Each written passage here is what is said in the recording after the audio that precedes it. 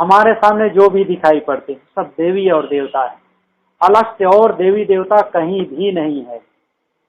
हम सब लोग पारखी यहाँ बैठे हैं, मन में एकदम पक्का बांध दे, पक्की मजबूती होनी चाहिए इस बात, नहीं तो पारखी से पारखी लोग भी भटकने लगते। जब किसी पर कोई विपत्ति आती है तो उसका मन डावाडोल होने लगता है, और कई बार ऐसा होता है एकदम गंभीर विपत्ति आने लगती है। नागपुर के हमारे भक्त हैं अटोने जी, उसकी केमिकल बनाने की फैक्ट्री थी, गुरुदेव जी का कार्यक्रम होने वाला था, उनकी फैक्ट्री में आग लग गई। अब फैक्ट्री इतनी जल गई कि कंप्यूटर पूरा रिकॉर्ड खाता बही सब कुछ भी नहीं बचा उसका। गुरुदेव जी के पास फोन आया, गुरु जी ने कहा मुझे ना बुलाओ, अपने लोग निपटा लो, जैसा भी हो, सत्संग को कैंसिल कर दो, इतना बड़ा घाटा हुआ है, मुझे बुलाओगे फिर कुछ करना पड़ेगा, आयोजन करना पड़ेगा। उन्होंने कहा गुरु जी आपके आने से ही तो हमको समाधान मिलेगा, आपको तो आना ही है चाहे जो भी हो जाए। गुरु जी आए तो फिर एक फैक्ट्री के लिए भूमि पूजन किए, थोड़ा सा हट करके। वो फैक्ट्री खड़ी हुई, मुश्किल से 1-1.5 साल बीता, फिर वो फैक्ट्री में आग लगी, वो भी पूरा जल के राख हो गया। इस प्रकार से 3 बार उसकी फैक्ट्री जली लगातार। ऐसा जब होता है ना तो आदमी का मन एकदम कांप जाता है, तब सोचते पता नहीं हमारे ऊपर ही ग्रह टेढ़ा हो गया है, क्या हो गया है। और उसके बाद वो एक फैक्ट्री और लगा लिए, दूसरे पुरानी खरीद करके 2 फैक्ट्री अभी चल रही है। अब 4 साल से वो एकदम स्वस्थ है, उनकी दोनों फैक्ट्रियां अच्छी चल रही है। तो लगातार जब कोई घटना घटती है तो आदमी का मन एकदम कमजोर हो जाता है। किसी भी घटना में विचलित ना होए, रास्ते में चलते हैं कभी अपमान मिलता है, कभी सम्मान मिलता है, कहीं विचलित ना हो, बल्कि ये बात को समझ लो, अपमान और सम्मान दोनों को दोनों झूठा होता है, पक्का पूरा झूठा होता है। सम्मान कैसे होता है, किसी को आपको ऊंचा चढ़ाना है, अच्छा आपको मनवाना है अपने आप, तो वो जो विशेषता उसमें नहीं है वो कह दी, क्या साहब आप तो ऐसे हैं, क्या आप ऐसे, आप में ऐसे विशेषता, आप तो इतने बड़े भक्त आदमी हैं, फिर देखो पिघल जाएगा वो। और किसी को नीचा गिराना है, बस कह दीजिए अरे उसको हम जानते हैं, बस इतना ही बहुत है। कोई अगर किसी आदमी की विशेषता कहता रहे, आप कह दीजिए अरे आप इतना सुना है उसको मैं जानता हूं, बस फिर हो गया उनका। और उसको सामने से निंदा करना है तब उसमें जो बुराई नहीं वो बुराई खोज खोज करके कहा जाता है। कहने का मतलब दोनों को दोनों झूठा है। इसके लिए वैरागवान संतों ने संतों के लिए तो बहुत सुंदर बात कही है, कोई स्तुति निंदा करे, कोई ज्ञानी कूद, कोई स्तुति करता है, कोई निंदा करता है, लेकिन ज्ञानी सब में सम रहता है, वो समझता है कि दोनों को दोनों बातें झूठी है। हम लोग मनुष्य जीवन पाए हुए हैं तो मनुष्यता का काम करना चाहिए। परिवार में जितने भी लोग हैं सब देवी और देवता है। व्यवहार के रूप में पति है, पत्नी है, माता है, पिता है, भाई है और बहन है।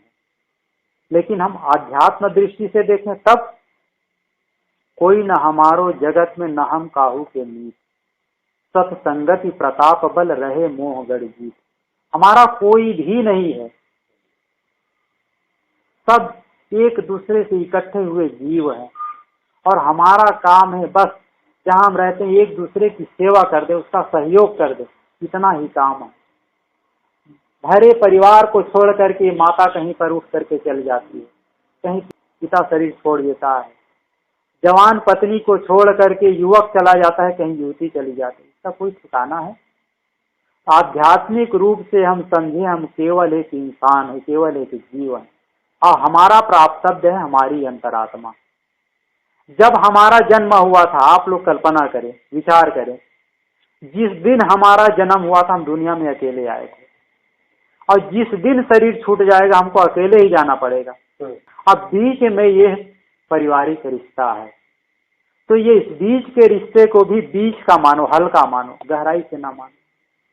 जब छोड़ के जाना पड़े तो हमको दुख ना हो, हम दुखी ना हो, ऐसा लगना चाहिए जैसे मिला हुआ था स्वप्न में, छूट गए, बस स्वप्न का रिश्ते नाता है। तो पारिवारिक जीवन में तो हम एक दूसरे को इंसान समझे और आध्यात्मिक रूप में अपने आप को अकेला समझे। सब समय जीव अकेला है।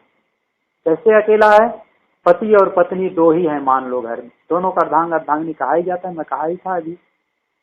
मान लो किसी एक के शरीर में, किसी एक के पेट में भयंकर दर्द हुआ कभी रात में, मान लो पति के पेट में दर्द है, पत्नी क्या करेगी?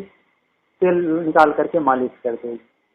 कोई दवाई है जानती है तो कुछ खिला देगी और कुछ मालिश कर देगी।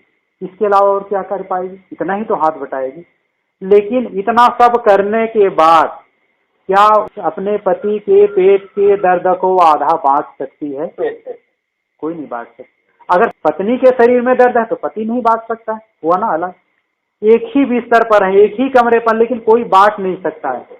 तो इतना सार है कि आदमी हमेशा अकेला है, केवल पारिवारिक रूप में है।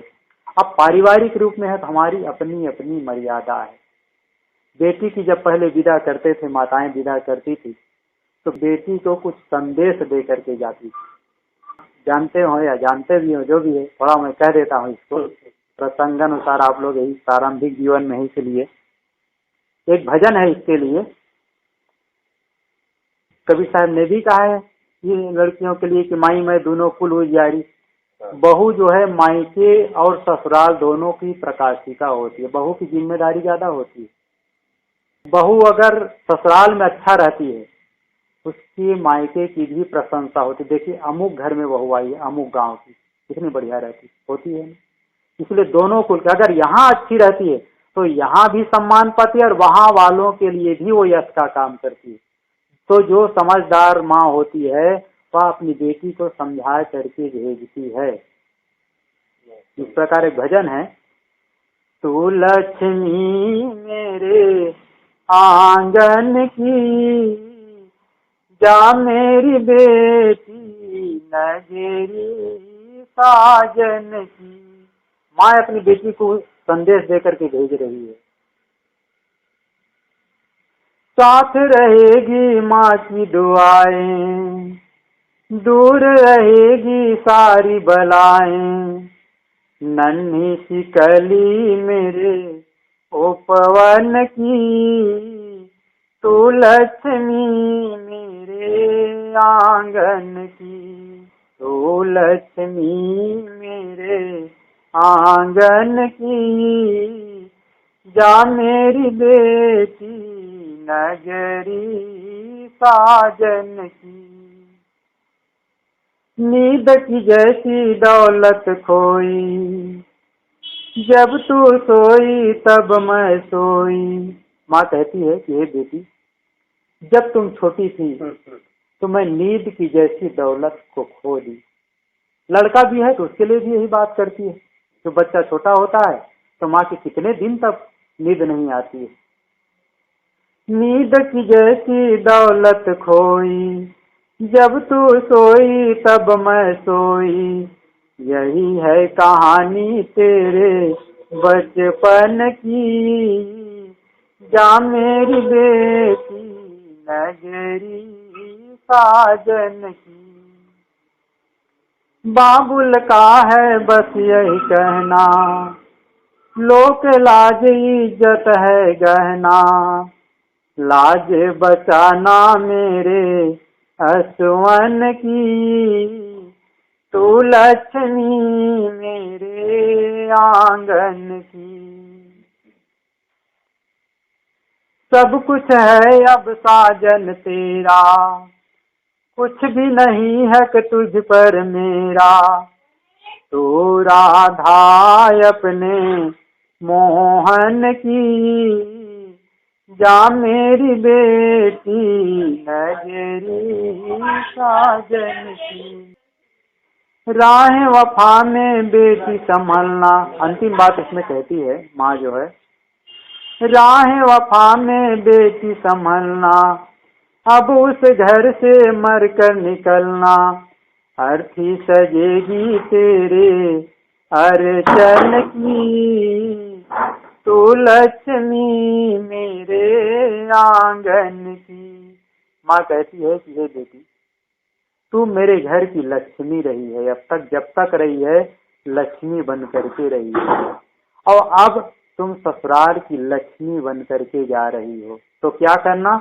राहें वफा में बेटी संभलना। हे बेटी, तुम अपने आप को संभाल लेना और पूरे परिवार को भी संभाल लेना। सदगुरु श्री अभिलाष साहब ने कहा है, 2 दिन की जिंदगी में मत दाग तू लगाना, 2 दिन की जिंदगी में मत दाग तू लगाना, चलना संभल संभल के माया नगर यही।